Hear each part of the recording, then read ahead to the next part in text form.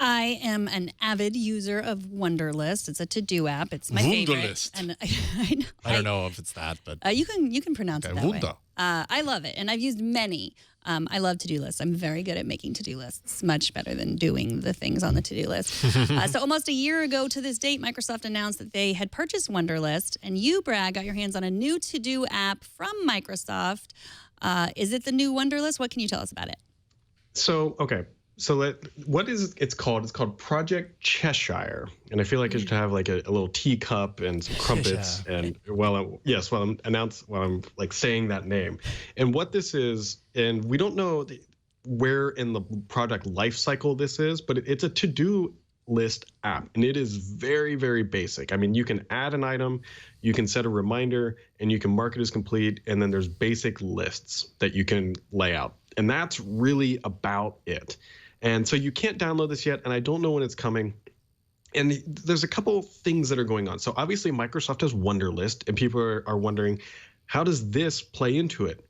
So we don't know if this is just an early adaptation of Wunderlist that's eventually going to get rebranded, or this app will get, the Project Cheshire will go to Wunderlist, and once it's feature complete, be ready for everyone. But it's definitely made its way out of the confines of Microsoft as this kind of in-process product. And I got my hands on it, played around with it, and created a couple lists, and we don't really know what it is. So there's a couple other different things that we can think about. Microsoft yesterday announced Office 365 Planner. There's also Outlook tasks that could all tie into this. So we don't quite know if this is a Wunderlist replacement or where this is or how they're going to factor it in, but it's definitely relatively well polished for where it is. So this is kind of an interesting thing, because I can't imagine Microsoft abandoning Wunderlist after they just bought it. And at the time of acquisition, they said they had 13 million active users. So I don't know, Microsoft, throw us a bone here. What are you going to use this Project Cheshire for? Is it its own thing, or is it what I really think? I think it's a part of something else that is coming down the pipe.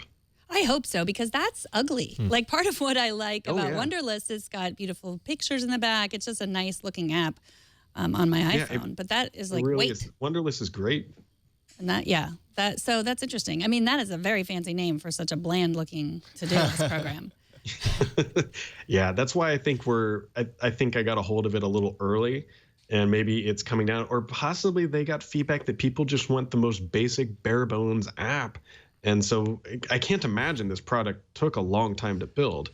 And so maybe somebody just stood one up real quick, and they're going to do some market research to see if people really just want that absolute basic feature. I don't know. Yeah, because when it comes to task lists, like I use two. I use Evernote for my really complicated like notes, long, notes about this, that, and the other thing. And then I use Keep for my daily like to-do list, task list. And this actually reminds me a lot of Keep in functionality, not necessarily in kind of the look, because I think Keep is a little bit more built out as far as kind of the graphical aspect of it. But I appreciate Keep because it's kind of pared down and because it's relatively simple for the most part. So now, could you see any integration with Cortana in that? Because that's where I feel like, you were talking, Jason, earlier about like remind me to do whatever, that's what I love. I think I know the Amazon Echo, you can add things to your to-do list. Yep. And then, so it would be great to have I could see how integrating it with Cortana would make sense. Did you see any hints of that?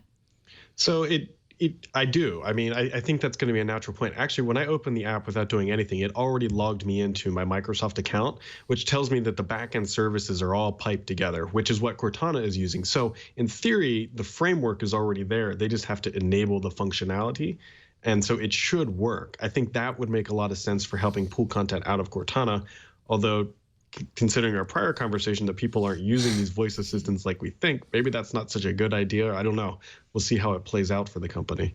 Now, would you ever see like the Xbox turning into Microsoft's Amazon Echo, like a device like that's in your living room already? You're talking to it. Maybe it also has your to-do list. You can watch TV. So this is a really good. I had a couple good scoops right before I went on vacation. So pay attention to E3. I think we're going to see some new hardware out of Microsoft that is going to be more in the living room. That's not so much just a console.